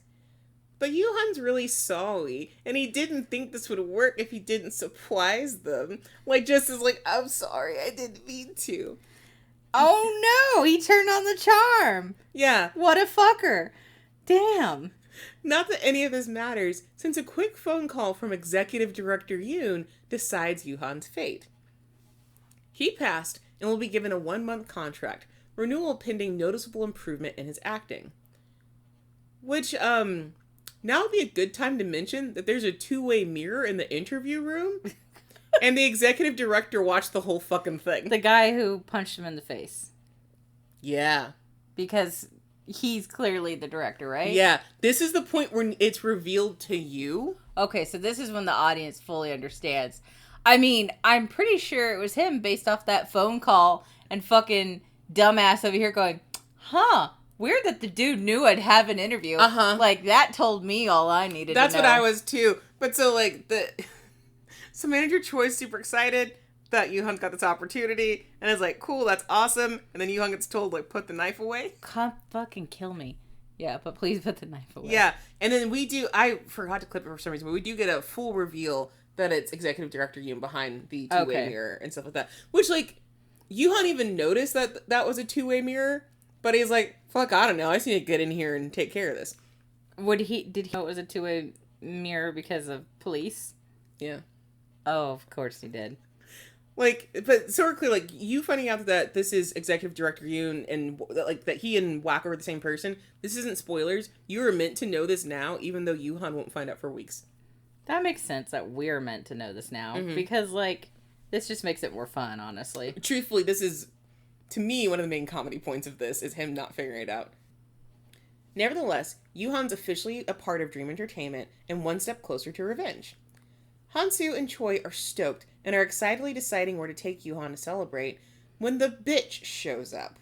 The bitch? Myung Shin. Oh, there he is. He legit came around just to show his ass and attempt to degrade both Hansu and Choi. Mm-hmm. So he comes up just to, like, talk shit about them and is like, what are you still doing here? And Choi thought I fired you because you fucked up too many times because you're not a good manager. And what's this little kid doing here? Can't even fucking be in front of the camera. They're trying to talk shit. And I love both Hansu and Choi in this moment because Choi will defend his actors to the death. Mm-hmm. And Hansu is such, like, a little guy, but is like, fuck you. Yeah. Don't you talk about people. They're better than you. He is a very small little guy. Yeah. So for all of Myung Shin's bitchery, he is so insecure and self-obsessed that upon hearing about Choi's new super impressive recruit, which is not that true, he turns tail and leaves. He also completely misses Yoohan, who'd hung back in the break room. So they have this near miss of actually seeing each other, which works in Yoohan's favor because he, at some point, is like, yeah, I don't want to see him yet. I want the time that I see him to really leave an impact. Okay. That's fair. So he, like, later on, he ends up planning when Myung Shin is going to see him again. That's interesting. Even at that time, Myung Shin doesn't know that Yoohan is an actor or is, like, working for the same company. He just happens to see him like he's a ghost from his past. That scene was so fucking tight. That's cool. It's so good. It's so good. That's very cool. I will show you that later when we're done. Yoohan muses that Myung Shin hasn't changed at all. Which is wild, considering he fucked him on purpose for a decent amount of time. Like, we had all that sex in, a relationship, and you are just still the exact same person that you were before. Why did you fuck this jerky kid? That's what I'm trying to figure out. Like, was he always, like, he was an asshole this whole time, and you were just like, yeah, that's cool, that's hot. Maybe he's just attracted to assholes. Some people really like brats, but they want them to not be derogatory. They want brat non-derogatory. Yoohan also has some other issues, so we'll get there. Yeah. He steps out under the guise of going to the bathroom and follows Myung Shin up to the roof, where a homeboy is talking mad shit about the new rookie. He's telling someone how he plans to make the rookie's life miserable and use him to set an example that anyone who willingly works with manager Choi will have their careers ruined before they even start. An insane amount of aggression towards someone whose biggest crime was expecting you to actually work and not be an asshole. Wow. That's all Choi ever wanted from him, was just do your job. And do it well. I hate this kid. Like, again, it's the audacity of his character. Yeah. Like, holy shit. Yeah. And then there's gotta be some gross, rich person backing his shit, and that makes him annoying. Mm-hmm. You're right. Yoohan, having heard enough, makes move to return downstairs. But he very accidentally makes a noise. Of course he does, because, we gotta move the plot forward. Myung Shin notices, and considering the rather inflammatory phone call he'd just made, definitely wants to find out who was listening in. Fortunately, Wacko's here. Ugh. He makes himself known, and suddenly Myung-shin is falling all over himself, explaining how he isn't actually trying to ruin someone's career. It's just a little joke between friends, he promises. I really hope Wacko just tells you to fuck off. Yeah, let me get to that part too, because this is... Wacko should tell you, God, you're stupid. So, I also want to establish that Myung-shin is a fucking weak bitch of a coward, because this is him getting told off by Hansu. Who's tiny. Precious tiny, baby tiny. angel. It's just like, well, this is better than you, blah, blah, blah. And then he's talking on the phone, talking shit. And then here is... Dimple? Here's Wacko. Just being like, interesting conversation you were having. Wacko looks like if Batman decided to become a villain. Truthfully, yeah. Which is attractive. Mm-hmm. I mean, you're not wrong. So, Wacko absolutely does not care. Which produces one of my favorite scenes where he says he'd like to finish his cigarette alone. And when Myung-shin keeps talking, Wacko doesn't acknowledge and just says cigarette, but more firmly. Oh my God, this dumb, stupid child. So, no, you're mistaken. I didn't mean it. I'd like to finish my cigarette here alone. You didn't take that seriously, did you? Cigarette. Leave, you dumb fucker. Like, 1, you're a coward, but 2, this guy is horrifying. Yeah, everyone describes Wacko as horrifying, too. This kid is so stupid. I know. Like, immediately, let me smoke with you. So, Myung-shin gets told, hey, cigarette, get the fuck out of here. He doesn't leave, though. But switches gears, and instead... I wish he burned him. I wish, like, Wacko was like, you know what? Burn. But he switches gears, and instead tries to put on the charm, saying how he'd love to smoke with Wacko sometime, complete with dazzling smile and, like, glitter around him. And shoujo bubbles. Wacko grins back, showing off his own brilliance, complete with roses, as he says, no. Another favorite scene of mine. Because here it is. It's so fucking... He's so unimpressed with you. I love that. I hope you look crushed in the next page. Like, the staging for a lot of these panels is what really serves it for me, too. Myung-shin finally gets the hint and books it, leaving Yoohan secretly alone with Wacko. Long damn time. Mm-hmm. Long damn time to get the goddamn hint. Yeah. So, Yoohan just still kind of tucked up behind there, and he's thinking, okay, well, now that Myung-shin's gone, I can secretly make my way down, too. Until Wacko asks for 200 won to come out from hiding so they can chat. Oh, God. Which is goddamn rude, and exactly what Yoohan did not want to do.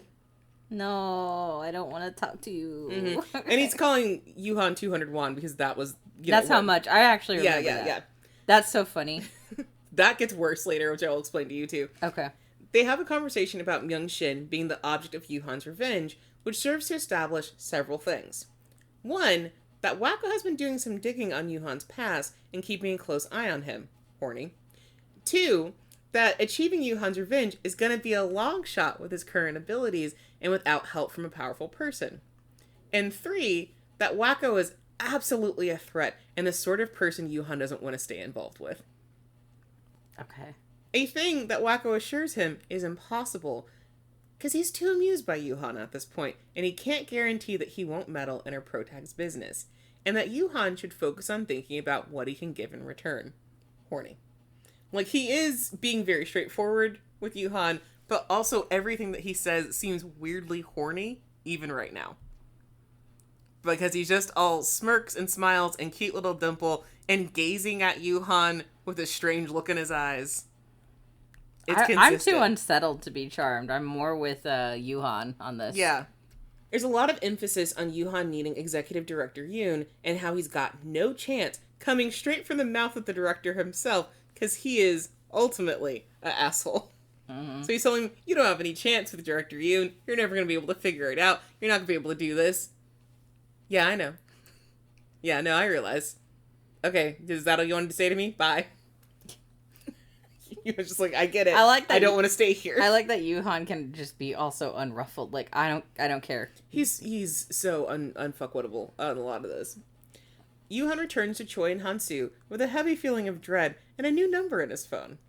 Oh God, he got given that dude's number? Yeah, he was forcibly told to put the number in. And then this is when he first labels him officially as Wacko. That's funny. Like, he puts him in his phone as Wacko, and that causes a bunch of silly fucking situations later, too.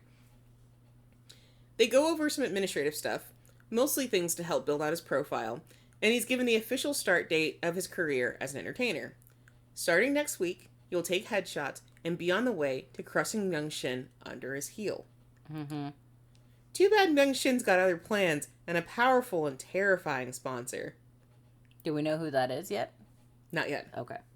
The photo shoot also marks the beginning of a long game of 4D chess between Yoohan and Myung Shin, director Yoon and Myung Shin's sponsor, and a whole lot of other characters who have their own goals they're trying to achieve. Oh, and director Yoon's trying to fuck nasty with Yoohan, but that's going on too, but we'll absolutely get there. Yeah. Like, I was like, here it is.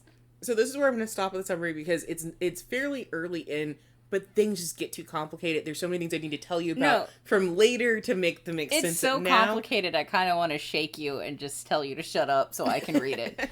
Yeah, because you can't tell it to me as fast as I need to know. Right, you need to inhale. You see now I was insane for like a week, I right? understand you. I also have a voracious appetite for fuckery. I also save so many clips just to talk to you about things and to show you things because as dramatic as this series is really funny at times, mostly because Yoohan is like playing things straight.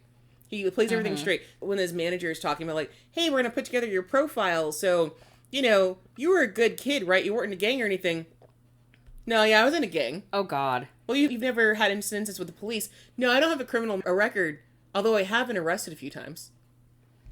So, like, if he's been in a gang and been arrested, will that make it so it's impossible for him to stay? No, they're just trying to, like, they want to present this, like, nice image of him. Okay. Because the whole thing with idols and actors... He doesn't have a nice image. And like, Yoohan even asked, like, wait, you guys have never been arrested before? As though it's normal. I mean, maybe and someone, I don't know. And they're like, well, did you do well in school? You at least graduated, right? No, I got expelled in 10th grade. Okay. Well, you at least have tried really hard to achieve your dreams. No, I was a bad person. Okay. And then Yoohan thinks really hard and he's like, you know what? I'm going to show them one of my weaknesses and I think that'll make me charming. I'm bad at English. Oh, okay, yeah, we'll write that down. We'll write down that you're bad at English. And that's all they have to go on because nothing else about his past is charming in the least. He is a fucking problem. What a problem child. Yes. Like, I'm charmed, but I like criminals. I adore him. I also have to mention that there is a whole other location that becomes really important in this comic. It's another setting called Club Alice. A lot of people in this comic spend time at Club Alice, especially director Yoon / Wacko and Yoohan and a couple of other characters will be at Club Alice a lot. We meet another character that I'm low-key in love with at Club Alice as well. And so I'm going to talk around it a little bit, but I don't have enough time to like really dig deep, but a lot of important stuff happens there. I also have to mention that Club Alice is definitely a reference to Alice in Wonderland. Oh, and cute. So there's a missing rabbit in the story. You know what I mean? Yeah, that's some cool little stuff. Yeah, and so, yeah, because director Yoon is one of the main people that is a shareholder in Club Alice, and so it's very much like, did he name it this because he's looking for his missing rabbit kind of thing? Because that, too, like, we are introduced to, like, director Yoon and the missing rabbit thing, and that becomes, like, way more of a thing. We do find that out pretty quickly as well. And it is a really stupid situation. It's one of the, like, the whole rabbit thing ends up being a sex scene. Like, one of the only sex scenes you get in the main part of this, like full-on sex, is the whole situation with the rabbit and Juwaja. It is the weirdest sex scene. All right. That I've ever seen, because the sex is actually not the main point. Okay. Strange. But also serving. It's why I love this so much. So, okay, we'll get into characters. There's so much happening. My brain hurts. I know. Your third eye's opening. My third eye's open and it's pissed off. But let's get into the characters. I'll give you some more details. And then if you have some questions, I'll answer what I can as we once this thing is off, you're at my mercy. Oh, yeah, once this thing is off, I've got like 14 more pictures to show you, and then I'm going to tell you so much fucking information. So, of course, we first have Lee Yoohan, who... He also goes by Lee Taemin, so his stage name becomes Taemin. Okay. And that's what he goes by, which was a stupid situation, because his manager was like, well, we should pick a stage name for you. Here's some options. What about Lee Taemin? Okay. Oh, so you just picked the first one suggested? Yeah, uh-huh. Okay. Didn't stop. So he gets called Taemin quite a bit through this. The main name he gets called outside of Yoohan, however, is Lee Baekwan, because Lee Baekwan sounds an awful lot like 200 won. He should have been. He should have been picky with his name. Well, Lee Baekwan is not a name that he chooses. It's a nickname given to him by director Yoon. Because he's basically just calling him 200 won. Funny. And then it gets memed on and stuff like that later. But Yoohan is our main character and resident John Wick. He's a reformed, aimless gangster with a hell of a lot of trauma packed into his muscly little body. He's got a very flat affect and a straightforward nature that tends to surprise, charm, and frighten others. He's honest to God kind of stupid, but that's what happens when you don't go to school. He's chock full of street smarts to make up for it and regularly uses the lessons from his past to deliver some serious damage to others and protect those close to him. He's incredibly cunning and good at 4D chess in his own right, but meets his match in director Yoon/Jay. He has absolutely no time for dumb schoolyard bullying, and that comes up a ton. And this is one of the things that I also love. I love somebody who is above it all as a character, where people are like, oh, we're going to do this to you, we're going to do that to you, and it's like, I've literally stabbed someone. You, like, pissing on... do whatever you want. Yeah, you pissing on my clothes or trying to, like, secretly punch me in the sides of that. Who cares? I could kill all of you with no remorse. He has that kind of vibe quite a bit. A lot of stuff that he manages to fix, and a lot of the ground that he manages to gain in his revenge is because he's dealing with people who are basically used to bitch bullying, not actual serious crime like he is. He can be quite a softie and has a decent sense of justice about him, despite everything. Justice or revenge? Justice, truthfully. Okay, like there's a certain level of... If he sees that something's unfair, that kind of bothers him. Okay. And there's a specific part with Han Soo that really shows, like, oh no, I don't feel that this is justice is bothering me. This is bad karma. I need to fix this. I'm going to change karma, essentially. Is he kind of obsessed with karma now? Not obsessed with it, but he starts realizing that the way to change his karma, that he has the power to change his karma and other people's karma by forcibly, like, doing things. Like, he's like, if I can change stuff, then I should change stuff. So he develops a different kind of sense of self. He is also bottling up all his gay little emotions, but director Yoon eventually sets that shit straight. Or gay, I guess, technically. Yoohan also has a tramp stamp. He has a what? A tramp stamp. That's the tattoo he got in his youth? Mm-hmm. His troublemaker tattoo is a tramp stamp? Mm-hmm. The reason for that's really fucking stupid, too. I love it. Oh my god. Then we have Han Jae, or Yoon Jae, who is executive director Yoon. Which is partially how our main character gets confused, like, who he is, because he finds out that his name is Han Jae, and is like, okay, but he knows executive director Yoon, that's cool. Obviously it is him. But okay, there's a reason why he uses Yoon sometimes and Han other times. That all gets explained. It's a very intricate situation with his family, but it's whatever. So, director Yoon is the male lead, and a tricksy asshole of a man. He is very weird, due in part to his upbringing, but also because he's a genius when it comes to managing an entertainment company. He's pretty ruthless and frightens most people, but he can be surprisingly fair and generous when people act right. His whole point even in this is that he's trying to root out bullshit within the entertainment industry, because he wants it run well, so he has a ruthless side to him, but obviously, like, he wants things to get done correctly. And he wants people to act right, and so that's where some of it comes in. Because his whole thing of being wary of Yoohan to begin with is that people have been constantly coming at him being like, hey, don't you think I'm special? Don't you want to put me in this movie? I'm super cool, and I could give you, like, a really good time. And every single person who's come at him with an ulterior motive, he's been like, yeah, go fuck yourself. It ruined your career now. Okay. Like, we're done doing that shit. We're doing things differently now. Okay. His cunning is also off the charts, and he has the confidence to match. Despite all of this, he's usually quite honest, which makes his ability to fuck with people all the more unsettling, because he doesn't often lie. Interesting. Mm-hmm. Does he do the whole admission of truth thing? He has the admission of truth, but also, a lot of times he'll say stuff that's so out of pocket that you're like, you don't mean that, and he's like, yes, I do. Nice. I absolutely do. He uses it a lot to talk to Yoohan as well, because he tells him, like, on their third or fourth meeting, now that you are, like, hanging out with me sometimes, did you think I was gonna, put it in you right now? Did you think I was gonna, like, just throw you back on the couch and have my way with you? What the fuck are you talking about, like, this man? And he's like... Oh, God. And he's just like, well, yeah, I obviously want to have sex with you. Huh? What? And he keeps saying it like, well, like at one point he's like, yeah, dude, my dick's really hard right now. And Yoohan's like, what the fuck are you talking about? And then... I like that he's so confused. And the director explains, like, well, the person that I'm, like, sexually interested in is sitting right across from me in this room where we're, like, locked in together. Why wouldn't I be horny, dog? And it's like, girl, please... Take a nap or something. Chill the fuck out.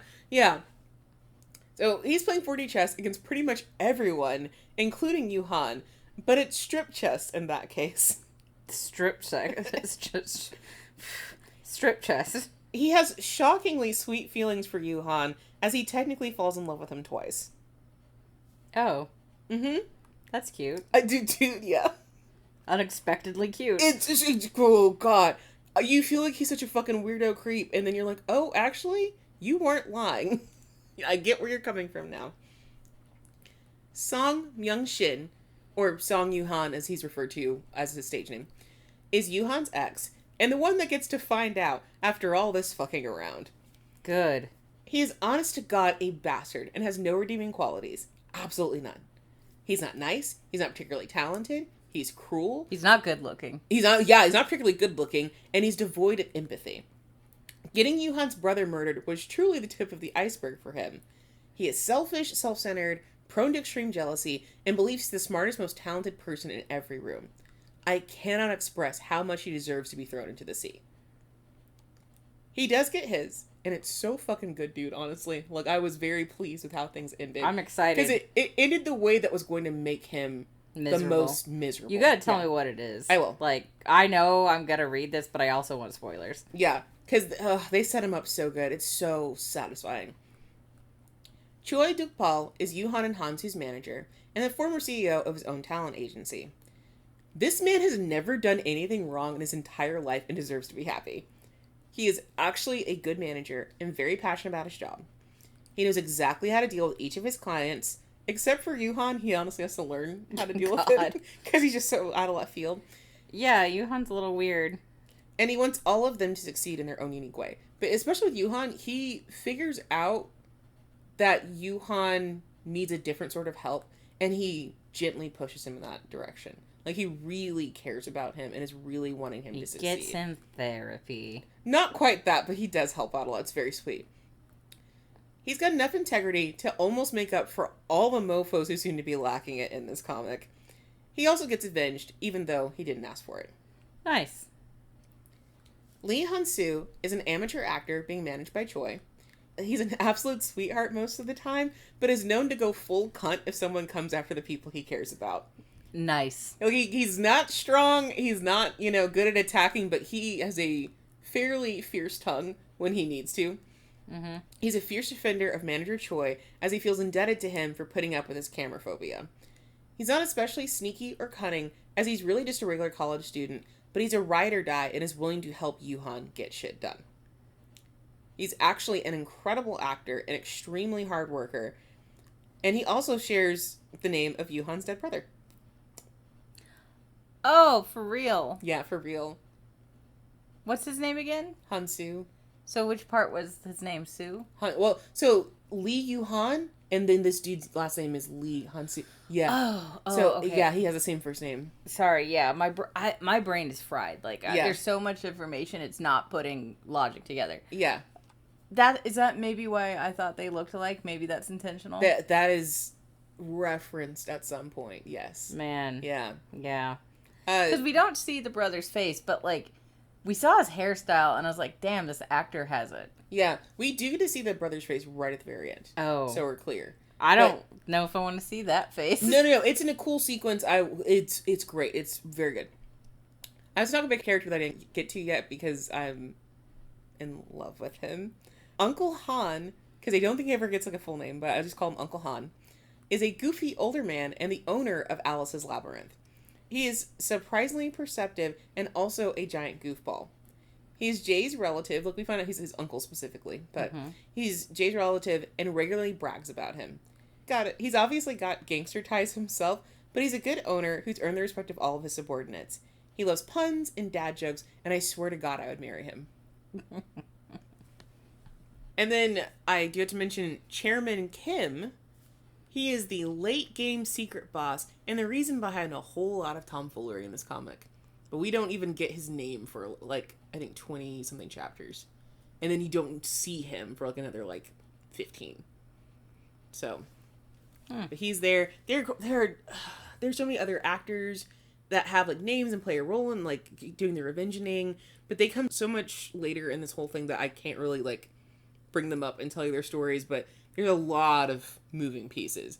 And I will say there's even an actor later on that you think that he might be a side character, but then he also starts helping with the revenge. Okay. Because he has something happen to him, and so Yoohan finds out about it, and then he's like, well, will you help me? And he's like, we'll do this together. And so there's all these little connections, again, that Yoohan's making over time, that end up wanting to help with his revenge, or he realizes, oh, I'm going to help you get your revenge, too. Okay. So the revenge weirdly becomes, like, an exercise in making connections with people for Yoohan, which is what I thought was really cool about this. Or one of the things I thought was cool. That is cool. Yeah. So, I love a good revenge story, and so do you, obviously. I do. I love a good revenge. John Wick is a staple in our house, if you can't tell. God, John Wick is so good. And this story is ultimately about revenge, but manages to layer in commentary about dealing with trauma and a strangely sweet love story. Like, I promise you, you'll be surprised how smitten and sweet Yoon Jae is, despite the fucked up things that come out of his mouth. All right. The twists and turns that you expect of this genre are definitely there. The obvious revenge plot is only one small part of a bigger situation that can negatively affect everyone at Dream Entertainment and the entertainment industry at large. So there's like all this other shit going on outside of just this one isolated situation of I have to fuck up Young Shin's life. And you don't find out about all that till about midway through. It's really engaging to see how Yoohan's personal grudge ends up unraveling an interconnected web of abuse and tomfoolishness that he eventually helps unwind. I also appreciate that he's an imperfect protagonist.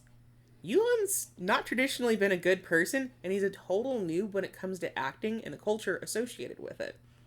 And that makes you really root for him when he figures something out or levels up his acting skills. You also really cheer him on as he slowly disproves his own belief that people can never change. Rather than fully backsliding into his old ways, he learns to blend his old self with his new self in a way that allows him to accept the past and take a shot at really living. That's actually really great because there are times when you have to blend yourself with your new self. Like, it's not, like, sure, maybe you want to let go of the fact that you were this like before, but it's so good to actually be like, no, you need to blend it. Because, like I said, I was a severely bullied kid. I learned to fight and, like, get into problems, but I was still a straight-A student because I liked studying, and, like, I still like to think I'm pretty nice, just don't cross me. Yeah, and that's exactly what it is. Like, you are still the good and kind person that you've always been, and then you've also gotten an edge to you to protect yourself. Yeah. And, like, there's even a lot of questions that I had about how did Yoohan grow up that he got expelled in 10th grade and then is having all these issues. And, like, I feel bad for his mom because obviously she had tried to do things, but it seems like his situation was just kind of dog shit and that he very much is a product of his environment because he even says, like, he wasn't happy. He wasn't really happy and feeling self-fulfillment or whatever when he was being a thug. He just felt listless. And through this comic, he's a different type of listless and he's trying to find a pathway forward. So there's just a lot of growth coming from him that I really, really like. And he does all of this while he ruins Meng Shin's life, which is chef's kiss. Great. I still hope Meng Shin gets his face fucked with for some reason. Like, I'm just like, ruin his face. I understand. Ruin his moneymaker. Well, he ruined something else. And of course, there's a big trauma angle in all of this, which is mostly shouldered by Yoohan, obviously, but it ends up touching multiple other characters as the comic continues. Manager Choi has trauma from how he's been treated, though he tries to push past it and continue his dreams of supporting young rising stars and his family, but he did have his life, like, completely turned upside down. He did. It's so awful. Yeah. It's actually really nice that he's like not a vengeful person because like and then in the real world again, that's honestly the choice to make. But in Fantasyland, Yeah. revenge. But it can be hard not to want to take revenge in a situation like his where it's like, I'm losing everything. Yeah, he lost and one so person much. fucked me. Yeah, yeah. Han-Soo is scared to the point of tears in front of a camera.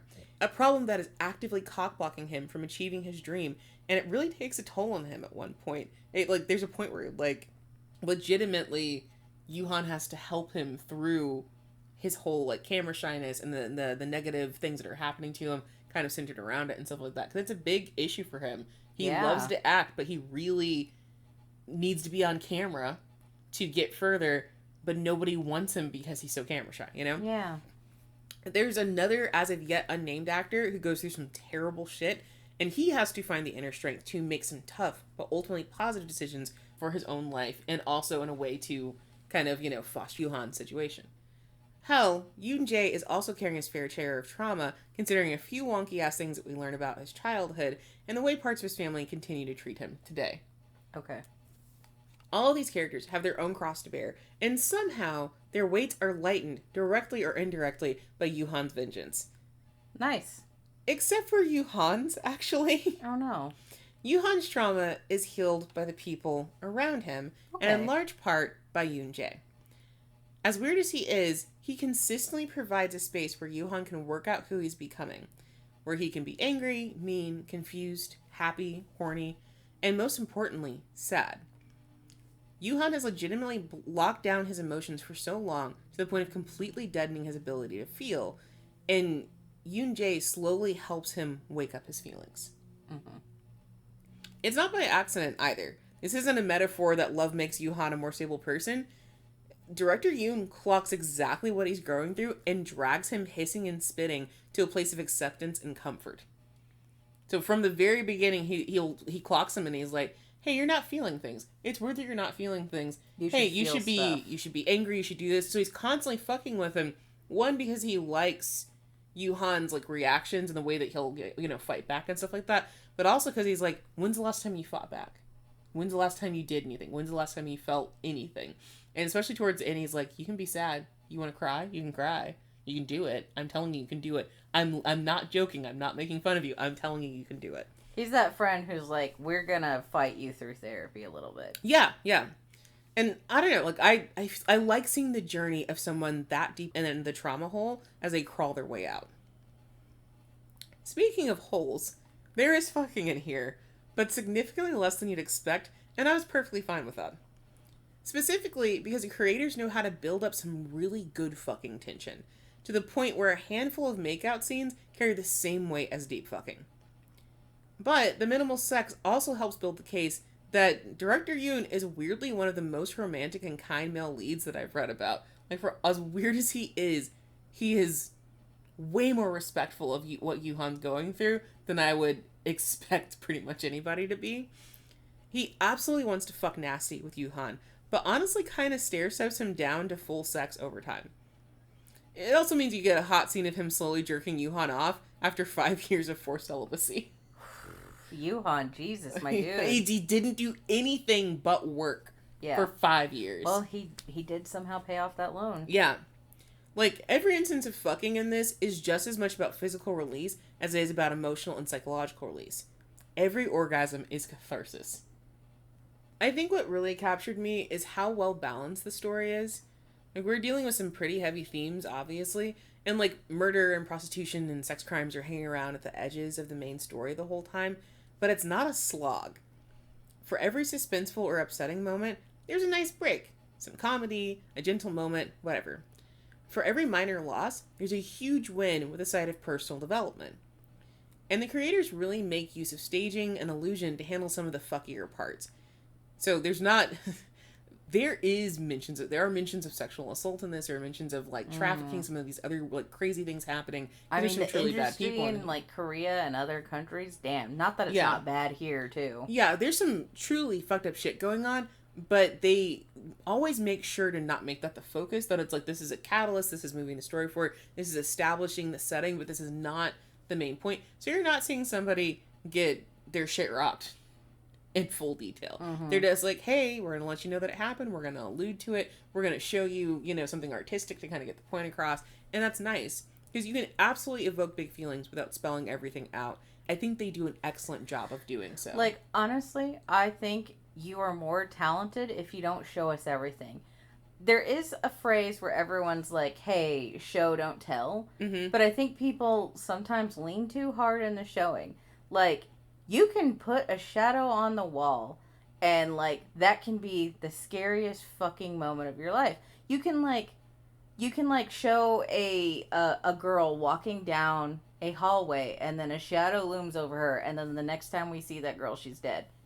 Yeah. That we don't have to see the murder. We don't have to see anything else. It's oftentimes more suspenseful not to see the details than if you do see them. Seeing the details not only like if they do it too much, not only does it kind of upset you as the reader or traumatize you as the reader, it like makes you lose interest in the story itself. Yeah. So like, yes, I get that whole vibe of like, oh, show not tell, but sometimes you just need to allude. Like sometimes it's allude.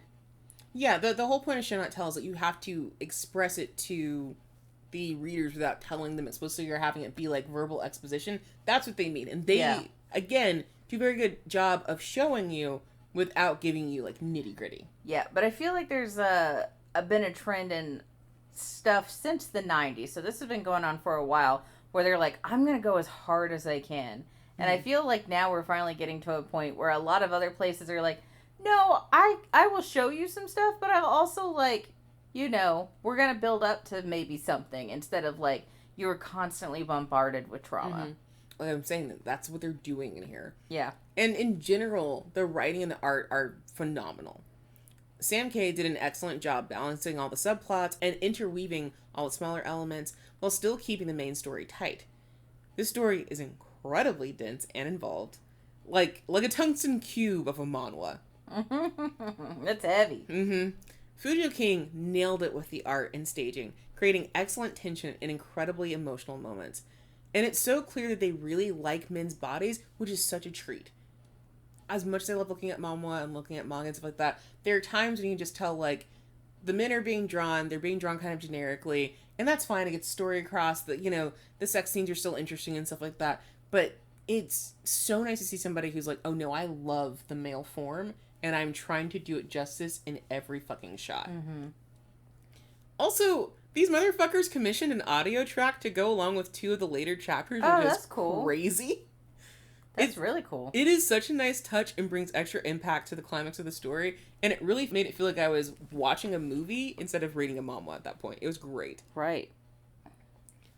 Most importantly, for a story called Payback, it doesn't shy away from its main theme at all. It directly addresses the very idea of payback and so-called karmic justice. The characters are constantly weighing the worth of their actions and either asking for or offering compensation. In part due to the specific microcosm they inhabit and the necessity of doing nothing for free when your success hinges on the ability of other people, but it goes deeper than that.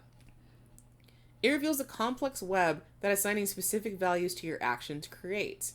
How paying the price for one thing leaves you in debt to countless others. But it also actively questions, when is payback enough? When can you truly say you've paid your penance, and with what? Is money enough? Is it enough to suffer? Can you ever really make up for certain missteps in your life, or are you doomed to bear the brunt of your sins forever? Ultimately, payback tells you that it's complicated. Maybe you really can't make up for your past mistakes, but maybe that was never your responsibility to begin with. Maybe the only responsibility you have to yourself and the people you've wronged is to live. And also that Myung Shin can eat shit and die. Yeah, fuck him. So, if you love revenge, mental health glow-ups, sexy arguments, and dark themes, Payback is for you. You can find it on Layzen, where the extras are currently running. The main story contains murder, death, broken bones, gang activity, violence, prostitution, manipulation, coercion, mean girl behavior, sabotage, off-screen rape, torture, and trafficking, self-inflicted painful sex, bad parents, guns, knives, suicidal thoughts and ideations, and attempted murder. Fantastic. The extras are still coming out, so I cannot fully vouch for them, but they're also very focused on the aftermath of the main story, so the villains are gone. Mostly just Yoohan and company furthering their careers, and director Yoon and Yoohan furthering their relationship. And fucking a lot more than they ever did in the main part. Mm-hmm. So, what is your whole rating for this one? You did say there's sex in here. Like, I honestly forgot that this was a whole chat kind of story. I thought you were just telling me a story. Which, like, I'm going to then give it 9 out of 10 as whole chat. Because, like, I don't feel like I got any whole, nor am I interested in it. I just am like, tell me the revenge, tell me the plot. So, like, I don't feel like this grabbed me for whole chat horniness. But, like, it's still in there. And, like, you've hinted and shown me enough clips to be like, yeah, it's in there all right. It's beautiful. The story's great. It seems like every moment is worth it. So, yeah. But I'm going to also give it its own story rating and 12 out of fucking 10. This is everything I want to read. So, it's got a good rating for both whole and story. But, like, again, like, I think I'm way more invested in plot than fucking here. Yeah. And when you get to the fucking, it is beautifully drawn. And again, like I said, emotionally relevant to the plot. So you have to read the fucking scenes because you're like, well, that's actually important to character development. We should stick around for that, which is crazy, and I love it. It's so good. Wild. And I do think it's so funny that they only really, I think they only have like, I think 7 chapters involving sexual content, including, and part of that includes a flashback chapter explaining a specific event, and then they do make out quite a bit. And so, like, you do get these pauses where they're making out and getting into it. Ooh, it's spicy. Yeah, and they are developing their relationship, and that's great. But then you're also like, damn, who's gonna get murdered? Ooh. Yeah. Who's gonna get a little murdered? If you want more from Fujoking, you can find them at Fujoking_BBU or Fujoking_BB on Twitter. Is Fujoking the writer or the artist? That's the artist. Okay. So that's FUJOKING _ the letter B, and then U, or just the 2 B's. They had some issue with, like, their original Twitter account, so they have 2. If that's not enough, you can also read one of their stories that they wrote and illustrated for, which include Sex Venture App, Peach Love, Paid, or Yojin on Leizen, or you can read Cairo on Tapas. If you want more from SamK, you can read the webtoon versions of December, Half of Me, or Regas on Leizen, because at this point I think they've written 7 stories and 5 of them have made into manhwas.